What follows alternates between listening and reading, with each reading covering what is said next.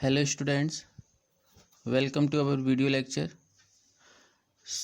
Today we are going to discuss about mean precipitation over an area. Mean precipitation बोल दो या फिर हम इसको average depth of precipitation over an area बोल दो, ठीक है। Mean precipitation over an area और average depth of over an area या average depth of precipitation over an area दोनों ही सिमिलर, ठीक है।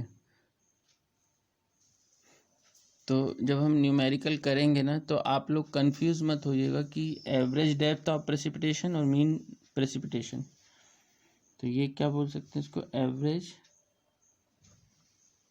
डेप्थ ऑफ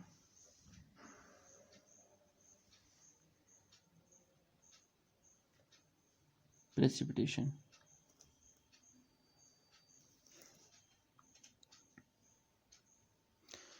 तो जैसा कि हमने देखा था, जब भी हम रेन गेज इंस्टॉल करते हैं तो रेन गेज जो है वो हमको एक पॉइंट रेनफॉल देता है कि इतना डेप्थ उस पर्टिकुलर पॉइंट पे। हम यहाँ पे ये सीखेंगे कि अलग अलग रेन गेज जो हमने इंस्टॉल किया है एक एरिया में, तो उस एरिया का मीन प्रेसिपिटेशन क्या है या एवरेज डेप्थ ऑफ प्रेसिपिटेशन क्या है। और हमें जो रेन गेज स्टेशन जो है वो हमें सिर्फ पॉइंट रेनफॉल देता है, ओके।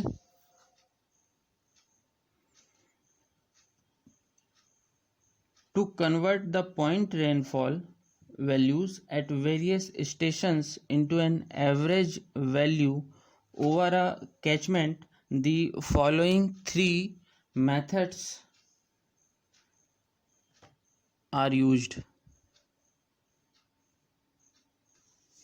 तीन मेथड हम यहाँ देखेंगे कि कैसे हम पॉइंट रेनफॉल को एक एवरेज मीन प्रेसिपिटेशन और एवरेज डेप्थ ऑफ प्रेसिपिटेशन में चेंज करते हैं। तो वो जो है सबसे पहला, जो हमने इसके पहले जो एक न्यूमेरिकल किया था इसके पहले वाली क्लास में, अरिथमेटिक मीन मेथड उसी से रिलेटेड है। तो सबसे पहले हम पढ़ेंगे अरिथमेटिक मीन मेथड। दूसरा मेथड है थीसन पॉलीगॉन मेथड और थर्ड वन है आइसोहाइटल मेथड। तो सबसे पहले हम देखते हैं arithmetic mean method.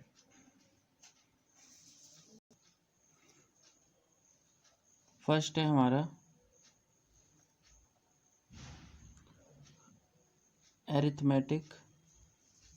Arithmetical mean method. Second one है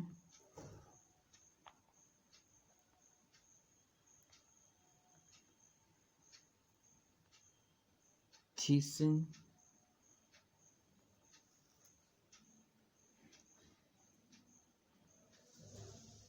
polygon method and third one है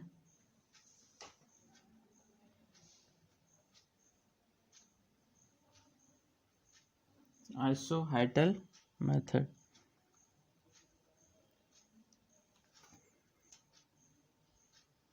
अब हम वन बाय वन इसका डिस्क्रिप्शन देखते हैं। तो सबसे पहले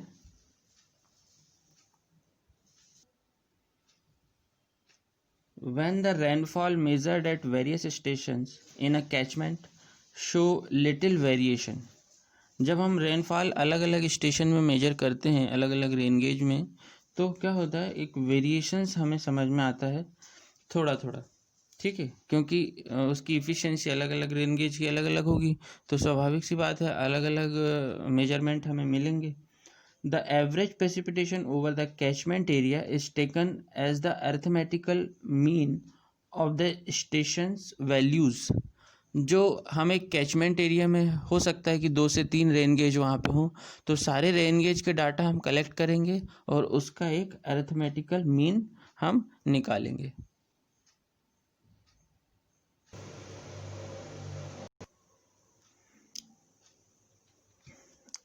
इफ़ P1, P2, P3 यदि ये 3 स्टेशन हमारे कैचमेंट एरिया में हैं, तो P1 P2 एंड P3 यदि उनकी प्रेसिपिटेशन है या एनुअल रेनफॉल है, पॉइंट रेनफॉल जिसको हम बोलते हैं, P1 P2 P3 are the rainfall values in a given period in n stations, मतलब डैश डैश डैश, अगर Pn तक अगर हम इसको ले जाएं, n स्टेशन अगर वहाँ पे है, एक जनरलाइज फॉर्म में हम इसको देखें P1 P2 P3 dash dash dash Pn, तो यदि ये n स्टेशन उस कैचमेंट में है, then the value of the mean precipitation P over the catchment by the arithmetical mean method is, तो हम इसको अर्थमेटिकल मीन कैसे निकालेंगे, P1 plus P2 plus P3 plus P4 dash dash dash Pn divided by n, जितने station हैं उतने, ये जितने डाटा हमारे पास है, यदि हम 4 डाटा है तो P1 plus P2 plus P3 plus P4 divided by 4, यह हमारा एवरेज वैल्यू निकल के आएगी। ये एक मेथड है हमारे पास। तो हम इसको कैसे निकालेंगे, P bar is equal to P1 plus P2 plus dash dash dash Pi plus dash dash dash plus Pn, अगर n डाटा हमारे पास है तो, ओके, डिवाइडेड बाई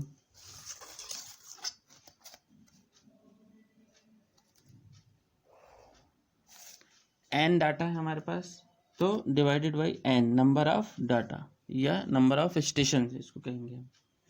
इसको हम कैसे लिख सकते हैं, 1 by capital N sigma n I is equal to 1 Pi,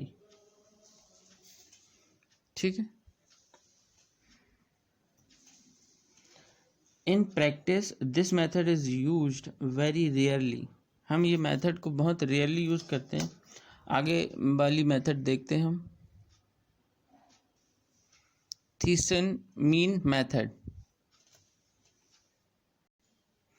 ये एक कैचमेंट एरिया है हमारा, ये ठीक है, ये कैचमेंट एरिया है, और ये जो है वो स्टेशन है 1 2 3 4 5 6, ये रेन गेज स्टेशन है, और ये हमारा एक कैचमेंट है, ये जो बाउंड्री लाइन दिख रही है।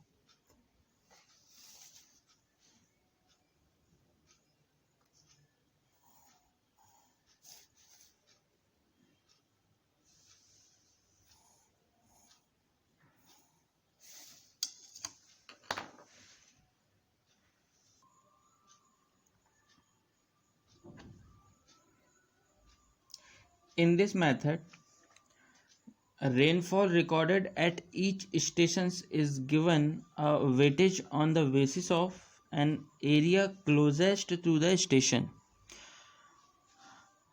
ये जो स्टेशंस हैं 1 1 2 3 4 5 6, इसमें से जो 3 स्टेशंस है 1 2 एंड 4, ये किसके अंदर है, कैचमेंट के अंदर है, और जो बाहर हैं ये 3 6 और 5, ये कैचमेंट के बाहर है।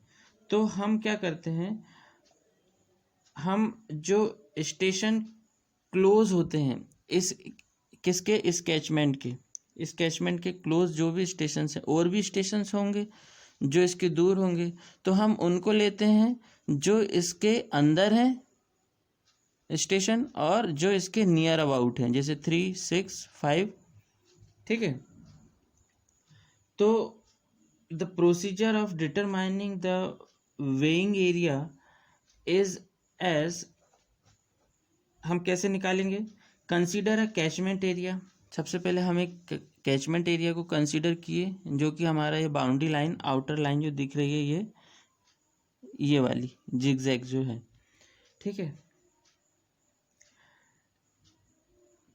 इसमें क्या हो रहा है, कंटेनिंग 3 रेन गेज स्टेशन, इसमें 3 रेन गेज स्टेशन है। There are 3 station outside the catchment, और 3 स्टेशन ऐसे इसमें जो कैचमेंट के बाहर हैं, बट इन इट्स नेबरहुड, पर ये क्या है, इसके पड़ोसी हैं, मतलब इसके नियर अबाउट हैं, जो सबसे पास में।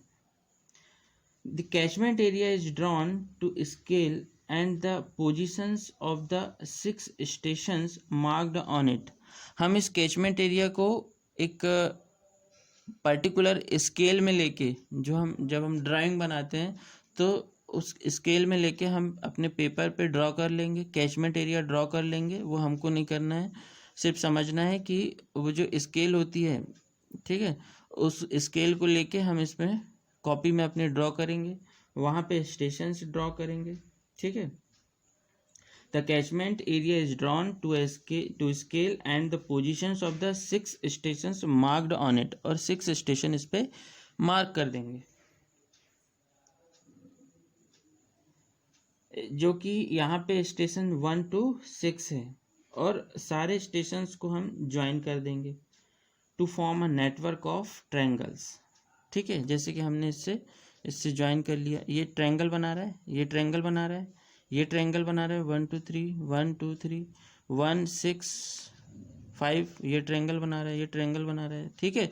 तो हम ऐसे ट्रायंगल बनाते हुए सारे स्टेशंस को ज्वाइन कर देंगे। Perpendicular bisect for each of the stations of the triangle are drawn, और हर एक स्टेशन से परपेंडिकुलर बाइसेक्ट हम ड्रॉ करेंगे।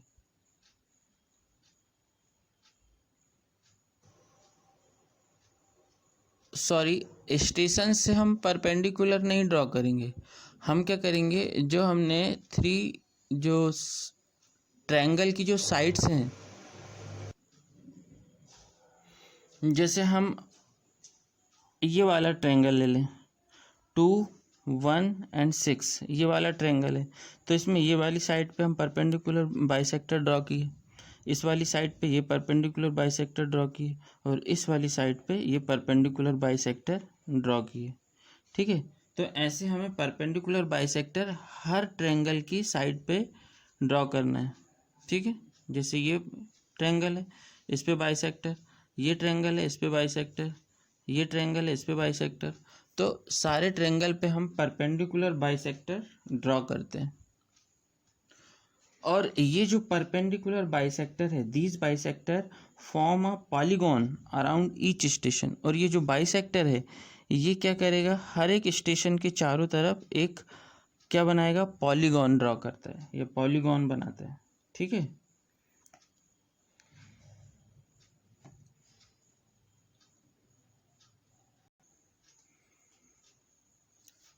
The boundary of the catchment, if it cuts the bisector, is taken as the outer limit of the polygon।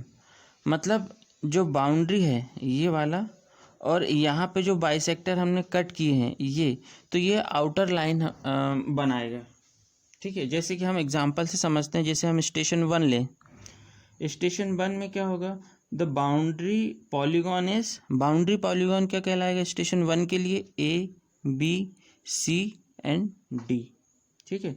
For station 2, अगर हम station 2 लें तो इसमें बाउंड्री लाइन क्या हो जाएगी, K A D and E, ठीक है। बाउंड्री लाइन क्या हो जाएगी, फिर से देखो, K A D E, ये पूरी बाउंड्री लाइन है, ये यहाँ से चल रहा है, K A ये चला, D E, ये पूरी बाउंड्री लाइन है स्टेशन किसके लिए, 2 के लिए, ये पूरी बाउंड्री लाइन है, ओके।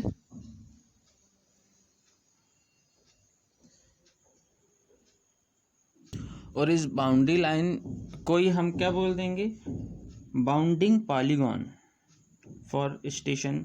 जैसे फॉर स्टेशन 1 तो यहाँ पे बाउंडिंग पॉलीगॉन क्या हो जाएगा, A B C D। For station 2 तो यहाँ पे क्या हो जाएगा, bounding polygon K A D E, ये पूरा यहाँ से यहाँ तक K A D E ये, ठीक है।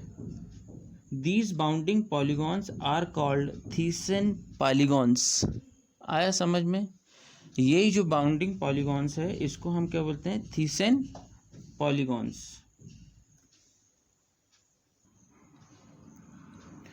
और हम इस पॉलीगॉन जो थीसन पॉलीगॉन्स हैं इसका एरिया को हम कैसे मेजर कर सकते हैं, एक होता है प्लेनीमीटर, प्लेनीमीटर से हम इसके एरिया को मेज़र कर सकते हैं, ठीक है।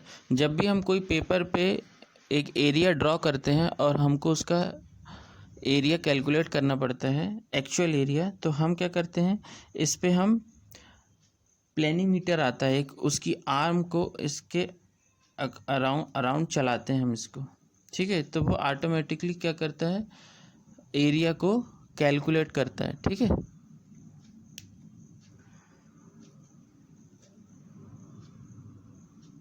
अब हम देखते हैं इसका फार्मूला। जैसे यदि P1, P2, P3 dash P6 are the rainfall magnitudes recorded by the station 1, 2, 3, 4, 5 and 6। जैसे P1 स्टेशन है, स्टेशन 1 पे P1 जो है वो रेनफॉल है magnitude, okay.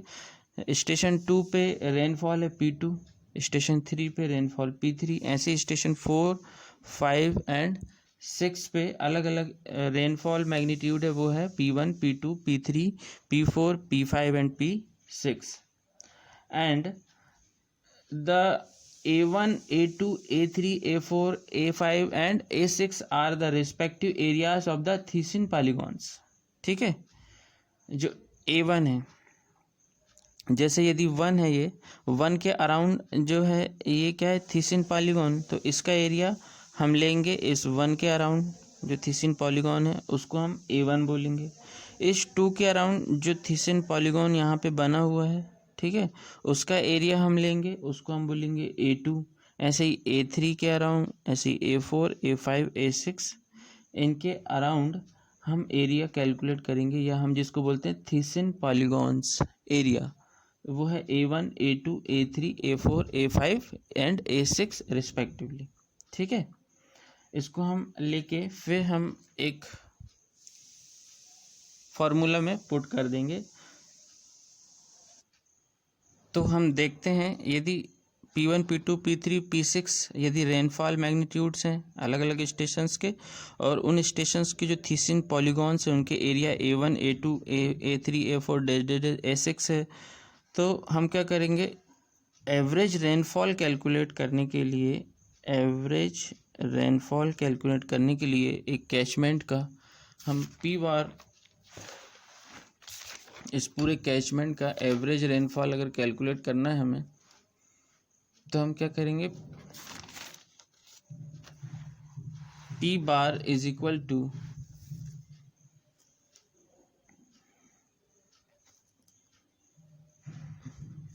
P bar is equal to P1 A1 plus P2 A2 plus P3 A3 plus dash dash dash plus P6 A6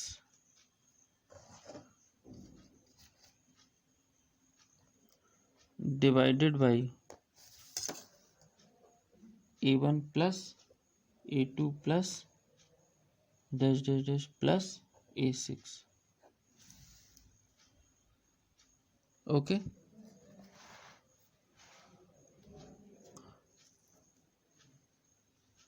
यदि हम एक जनरल M स्टेशंस की बात करें, यदि M स्टेशंस हैं वहाँ पे, तो हम इसी फार्मूले को कैसे मॉडिफाई कर सकते हैं,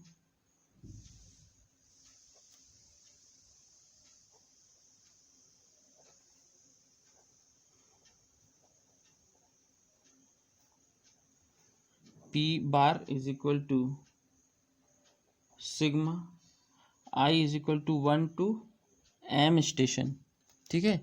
P bar is equal to sigma I is equal to 1 to M station PI AI divided by total area A, पूरा कैचमेंट का एरिया, ठीक है।